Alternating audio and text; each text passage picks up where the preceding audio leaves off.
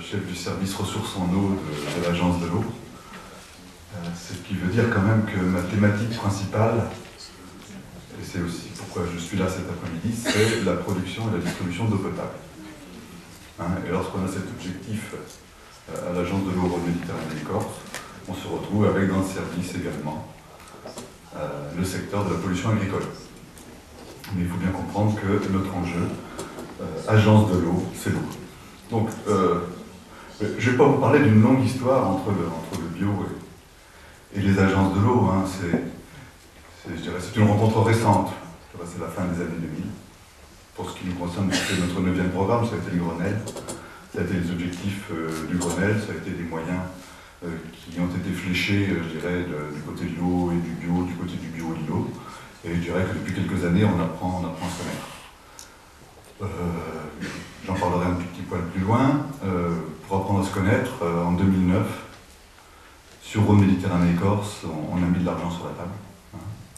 C'est-à-dire qu'on a quand même financé, à l'époque c'était la conversion à l'agriculture biologique, on a financé de quoi doubler les surfaces sur le bassin Rhône-Méditerranée pendant 2 ans. C'était, je dirais, un signal assez fort qu'on voulait passer au milieu bio en général, que sur des objectifs qui nous intéressent, et très sincèrement doubler les surfaces en 4, ce n'était pas un objectif à nous. C'était juste pour montrer que sur des enjeux qui nous intéressent, on peut y aller. Donc quels sont ces enjeux qui nous intéressent? Notre objectif prioritaire, alors je parle 9e programme qui est en train de se terminer cette année, il dure 6 ans les programmes, et le 10e programme, c'est celui qui a commencé en 2013 et s'achève en 2018. Je dirais, on n'a pas changé ni d'objectif ni de mode de fonctionnement entre le 9e et le 10e programme. On a eu des changements mais qui datent du Grenelle, c'est-à-dire des changements qui ont eu lieu en 2009. Donc notre objectif prioritaire, il est sans ambiguïté de restaurer la qualité de l'eau dans les captages d'eau potable dégradés par les nitrates et les pesticides. C'est ce que disait Fleury tout à l'heure. Cette eau elle arrive au robinet et notre objectif est de faire en sorte que cette eau arrive au robinet sans être traitée. Bon, désinfectée, bien sûr, chlorée, on est à peu près obligé dans la plupart des cas, mais sans être traitée pour les pesticides et pour les nitrates. Bon, Fleury a expliqué pourquoi le bio permettait d'atteindre ce genre d'objectif. Et il a évoqué un point que j'ai évoqué également, qui est l'approche territoriale. Nous avons d'autres objectifs. Comment ça se fait ça? Ça a disparu. Nous avons d'autres objectifs. On a une palanquée, mais les 2 autres objectifs principaux, c'est de restaurer la qualité de l'eau dans le cadre d'opérations pilotes sur des territoires à enjeu haut, mais pas forcément connectés à un captage.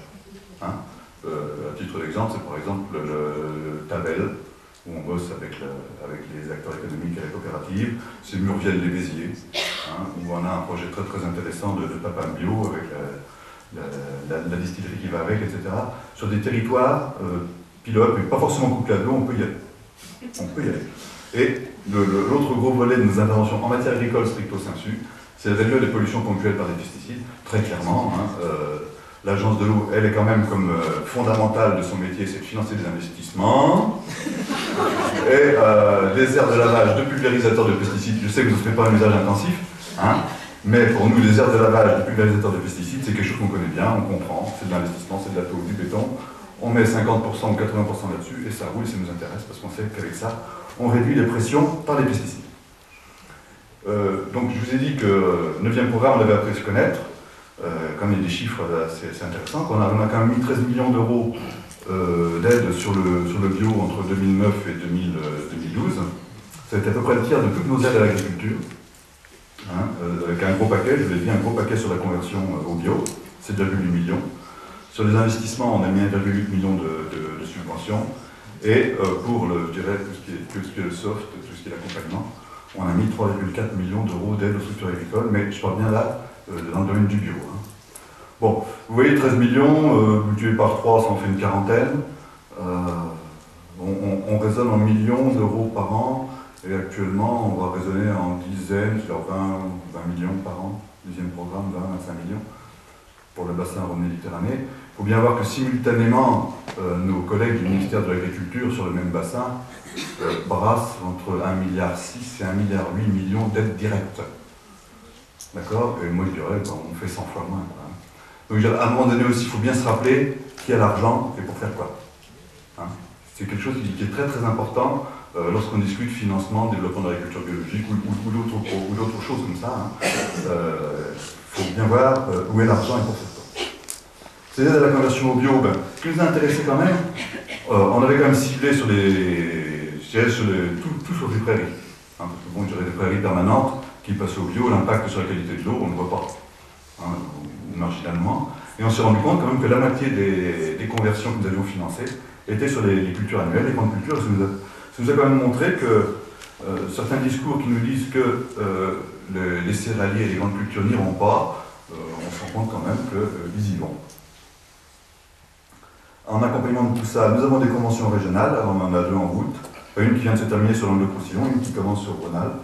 On finance effectivement aussi à côté des actions de recherche et de communication, bon, on finance deux thèses à l'ISARA, et on a lancé un gros projet en 2009 qui était un appel à projet, vous avez là le titre, pour de nouvelles idées pour développer l'agriculture biologique et réduire les pollutions d'eau par des pesticides. Il faut quand même bien voir que nous, dans de l'eau, notre objectif n'est pas de développer le bio. C'est bien de réduire la pollution. Donc cet appel à projet visait les pesticides, et je dirais on ciblait quand même très très fort le bio là-dessus. Et c'est quelque chose dont je vais faire un petit développement parce que c'est très intéressant. Cet appel à projet nous a quand même amené à contacter je dirais 200 porteurs de projets qui ont manifesté un intérêt. Sur les 200, on a réussi à poursuivre le bout de chemin avec 58 projets sélectionnés. Et bon, sur 4 thématiques. Ces 4 thématiques, c'est le bio, la suppression des pollutions ponctuelles par les pesticides, la réduction de l'usage des pesticides en zone non agricole, ça pour les collectivités et les gestionnaires de route, et la réduction de l'utilisation des pesticides, mais là en agriculture. Bon, on s'est rendu compte que lorsqu'on a travaillé sur ces questions-là, la moitié des projets étaient sur le bio. Hein, ce qui nous a amené à distribuer 8 millions d'euros d'aide en tout, donc pas moins de 6 sur le bio dans le cadre de cet appel à projet. Dans cet appel à projet, on essayait effectivement d'avoir une approche territoriale. Hein, c'était ce qui était demandé dans l'appel à projet. On s'est rendu compte que sur le bio, on avait, ce qui remontait, c'était 2 types de trucs, des projets de territoire portés par une collectivité ou une association ou des structures de ce goût-là, et des projets de développement qui étaient, je dirais, portés par des filières, soit de l'amont, soit de l'aval. Hein. On a quand même un certain nombre de COP, de distributrices de produits qui étaient partantes pour des projets bio. Et que le principal levier qu'on a identifié, je l'ai détaillé un peu tout à l'heure, c'est pour les projets portés par des collectivités, il nous faut des élus moteurs. Hein, si on n'a pas un élu moteur, le projet a du mal à avancer. Fleury parlait tout à l'heure de Lons-le-Saunier, mais là il est effectif que le député maire de Lons-le-Saunier est un élu moteur. Hein, mais il faut vraiment qu'on ait des gens comme ça. Et pour les projets portés par les opérateurs économiques, bon, l'implication financière de l'opérateur est également une démarche multipartenariale. Si on travaille qu'avec un seul organisme, un seul opérateur, on se rend compte qu'on patine assez vite. Les résultats de cet appel à projet, on a quand même financé à peu près 260 exploitations agricoles en conversion, ce qui fait quand même dans les 5200 hectares. Également 65 heures de lavage de pulvérisateurs. 70 communes qui sont engagées dans une démarche de réduction des pesticides en zone non agricole. Et finalement, lorsqu'on regarde les surfaces concernées par l'animation, les actions de développement, de conseil, etc., on arrive à 360 000 hectares de surface agricole concernés par le projet. Bon, le bassin, c'est 5 millions d'hectares. Il faut relativiser les choses, mais c'est quand même pas mal. Et un petit exemple qui est de l'autre côté du Rhône, c'est pour ça que je les ai présentés ici, qui nous a bien intéressé et qui est bien intéressant, c'est le GIE, ce qu'on appelle le GIE DAD, pour ceux qui connaissent, Développement de l'agriculture durable. C'est un groupe d'agriculteurs qui s'étaient rassemblés, réunis. Ils avaient fait un GIE, un groupement d'intérêt économique, pour travailler sur des questions d'environnement. Mais ils n'étaient pas partis sur le bio. Hein, ils étaient partis sur des aires de lavage de pulvérisateurs, de pesticides, et une réduction de l'usage de pesticides. Et petit à petit, la réflexion qui a été conduite au sein de ce groupe a conduit une partie du groupe, des producteurs laitiers, à se lancer dans le bio. Hein, et ils ont trouvé des opérateurs économiques.